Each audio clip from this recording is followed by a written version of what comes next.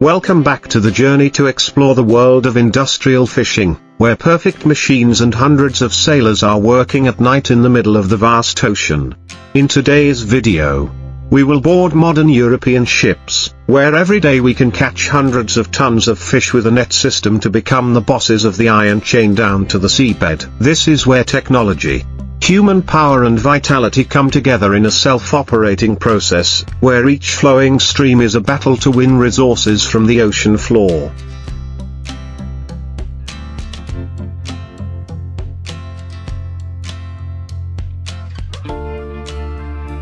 And this action, as you have arranged, is not only a biological adventure, but also an artistic activity, a collective strength and a challenge to nature. While the European sky is still sleepy under the misty fog, in the beloved ports of Spain, France, Portugal and Northern Europe, each large-scale fishing sailor has started the engine very early.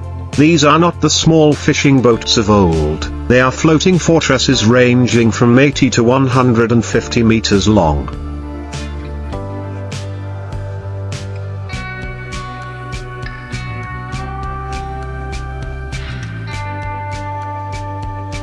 Carrying a load of fishermen and hundreds of tons of equipment on deck, the crew has begun their work in silence, checking the satellite positioning system, the trawl nets, the main engine, the hydraulics and belts, and even the deep freezer.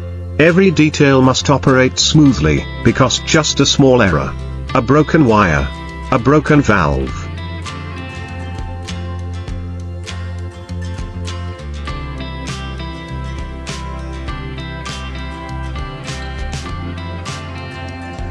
and the whole fishing trip can be ruined. The ship docks, speeds out into international waters. The fishing trip usually lasts from 3 to 10 days, depending on the fishing grounds. On the radar screen and sonar system, the signal solutions are schools of fish swimming deep in the cold water. All attention is now focused on electronic parameters, water temperature, density of creatures, jumps and depth, when the signal to locate the fish equipment reaches its highest level.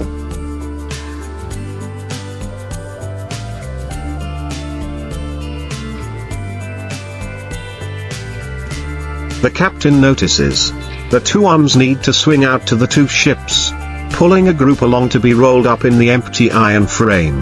The net is not like a normal net, this is a thick net, hundreds of meters long, as wide as a football field, designed like a bag at the bottom. In a few minutes, the entire system will be lowered into the sea like an iron arm to reach up. The buoyant results keep the net floating on the water surface, while the results weighing several kilograms hold the bottom to the fish layer deep below.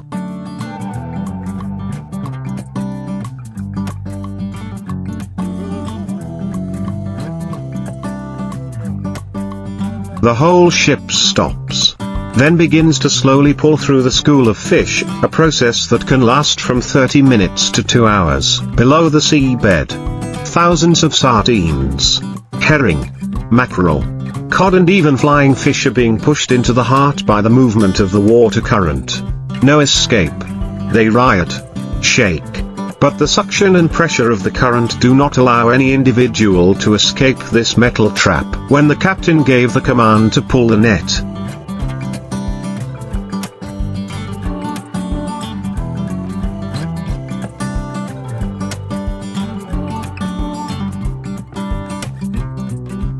the hydraulic system began to work, the screech of steel, the roar of the engine, the continuous whirring of the chains like a kind of metal orchestra.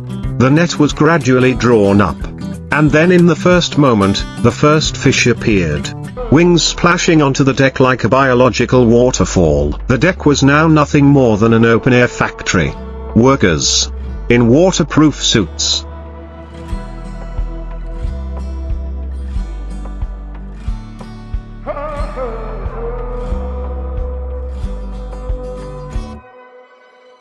quickly divided up the tasks. Some dumped the fish onto the ice, some sorted them, some opened their bellies, some put them into the freezers.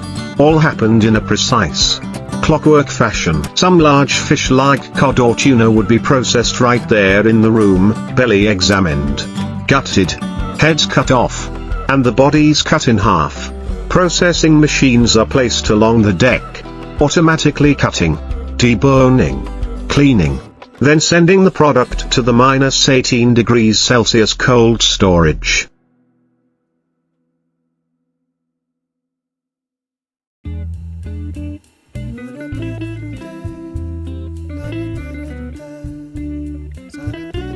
Where hundreds of tons of fish are managed to keep it fresh when needed. Small fish such as anchovies and herrings will be put straight into the ready tape vibrating size blowers, classifying by type, then soaked in separate freezers. Each type of fish, each weight, each standard is arranged in a standardized manner, adjusted according to European Union regulations and reasonable export contracts. The smell of fresh fish fills the air.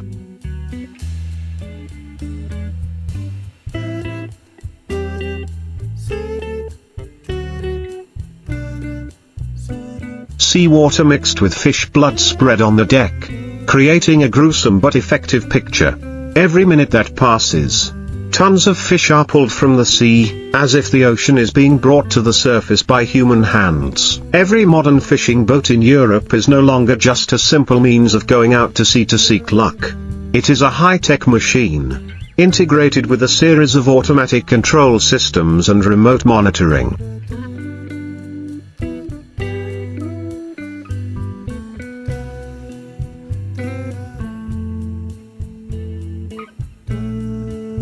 The ship's command center is usually located right behind the cockpit, where dozens of touch screens, electronic boards, radar equipment, 3D sonar and real-time updated nautical charts are concentrated. The captain not only controls the boat, but also manages the entire chain of operations like a military campaign coordinator. They monitor the movement of the fish, adjust the speed of the boat to match the current.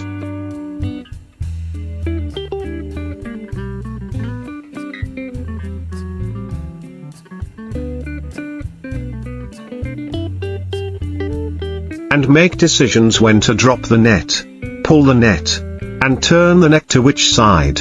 A camera system mounted on every corner of the boat allows monitoring the fishing and fish processing process right from the cabin, ensuring that no incident gets out of control. There are also sensors on board to measure the weight of the trawl net, to avoid the situation where the net is too heavy and breaks midway.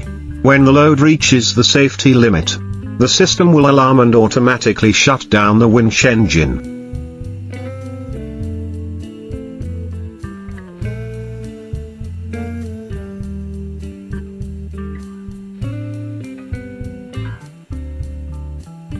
If necessary, the crew will immediately reduce the pressure by shaking the fish out to sea, a heartbreaking but necessary decision to keep people and equipment safe. In addition, the GPS system combined with the European Galileo positioning system helps to accurately determine the location of the fish school, the ship's route and the sea area being exploited, avoiding violations of territorial waters or ecological reserves.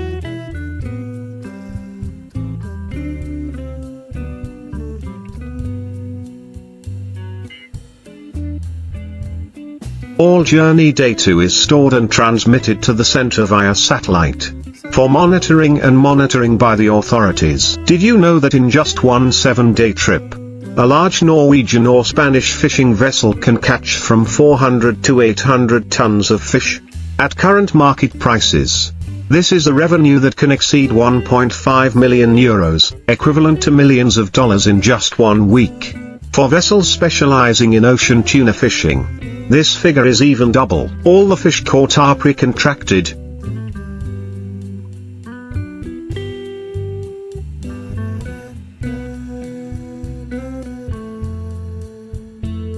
From seafood processing plants in Europe, Japan, China, to international supermarket chains. Therefore, as soon as the ship arrives at port, the fish are unloaded by crane, put straight into refrigerated trucks, and transported to the processing points. The process does not waste a second. Some modern vessels even have mini factories right on deck, where the fish are filleted.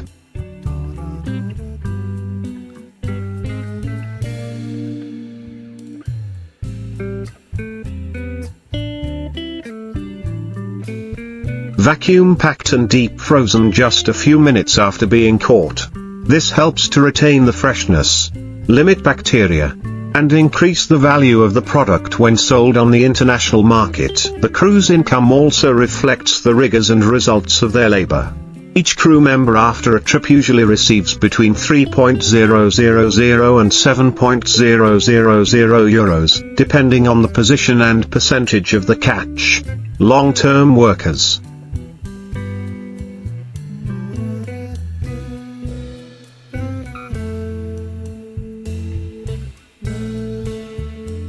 Holding positions such as air conditioning technicians, net coordinators, often have a stable income of tens of thousands of euros per month. In addition to relying on human power and experience, modern European fishing vessels also possess advanced technologies that many other countries are only beginning to approach. For example, semi-automatic trawl systems use microprocessors to adjust the width of the net when pulling.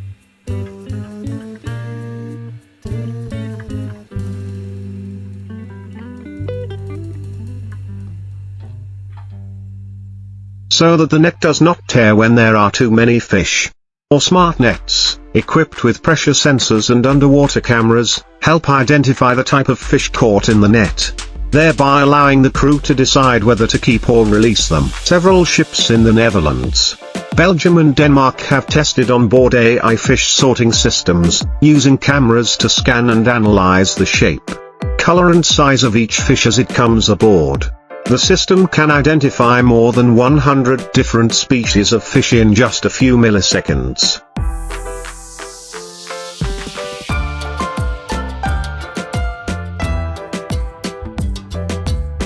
Reducing errors and increasing processing efficiency. In addition, ships are also integrating hybrid engines to reduce fuel consumption and CO2 emissions. Some ships also use solar energy to operate lighting and cooling systems, both economical and environmentally friendly. However, it cannot be denied that catching hundreds of tons of fish every day also brings environmental concerns. Giant nets sweeping the sea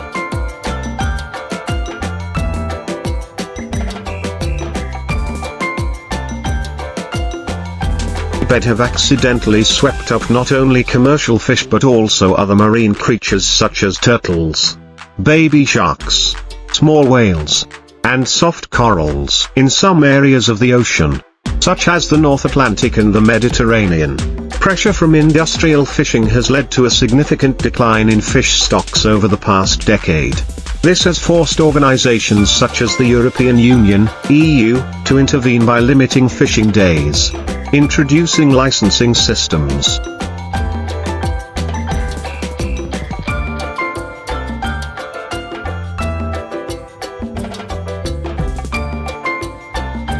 banning fishing during the spawning season, and requiring real-time catch reporting. However, many vessels still dodge the law, using oversized nets, or failing to release juvenile fish back into the sea as required. And this creates a never-ending tug-of-war between profit and ecological responsibility. When a sea voyage ends, the process of docking and unloading is no less stressful than the fishing itself. As soon as the ship reaches the wharf,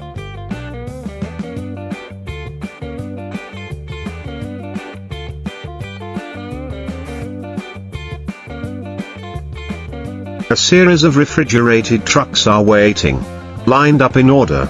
Giant cranes from the port lift each net or container of frozen fish from the ship's hold to the surface. At the major fishing ports in Vigo, Spain, Boulogne-sur-Mer, France, Scheveningen, Netherlands, or Bergen, Norway, logistics take place with the precision of an industrial plant. Port staff quickly check the weight, record the catch,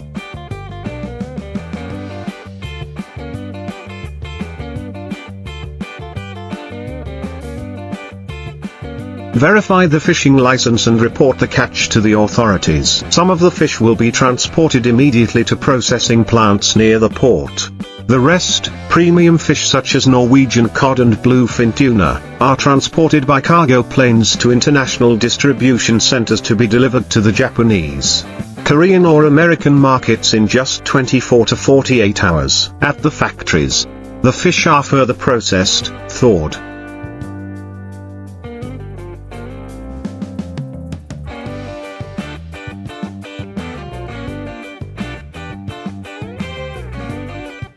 fleshed, filleted, deboned, seasoned, vacuum-packed, or processed into canned fish, fish balls, fish meal, fish oil, etc. The entire chain from capture to consumer takes place in less than 5 days, a record for cold chain logistics in the food industry. Not all seas are rich in fish, and not all areas allow free fishing. For decades, European fishermen have surveyed and identified areas that are particularly rich in resources, where cold ocean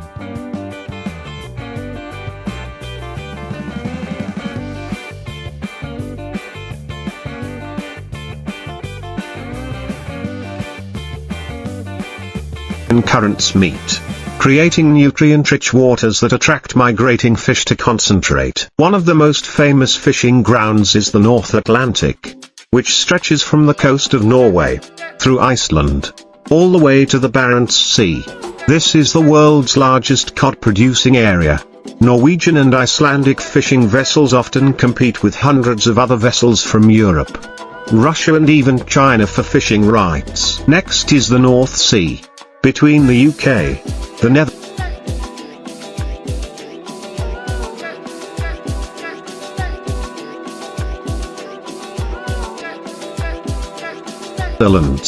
Germany and Denmark, where herring, sardines and mackerel are concentrated in high densities. Millions of tons of fish from this sea arrive at ports such as Rotterdam, Bremerhaven and Esbjerg every year. The Mediterranean, although less productive, is home to high-value seafood such as bluefin tuna, swordfish, squid, octopus and specialty shrimp. However, fishing here is strictly controlled because the Mediterranean environment is under pressure from tourism and pollution. Under the dim yellow light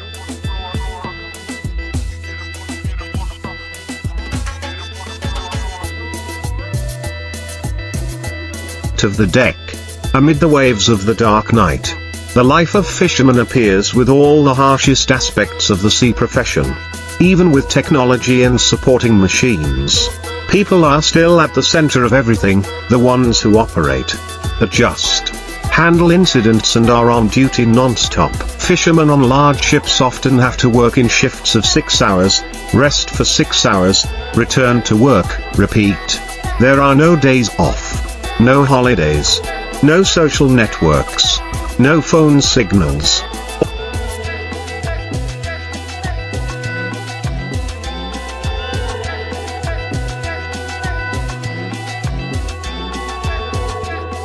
All they have is the sea, machines, teammates and the hope of a bumper fishing season. Loneliness is the most silent invasion. There are sailors who have been working for 8 years but have never celebrated a Tet holiday with their families.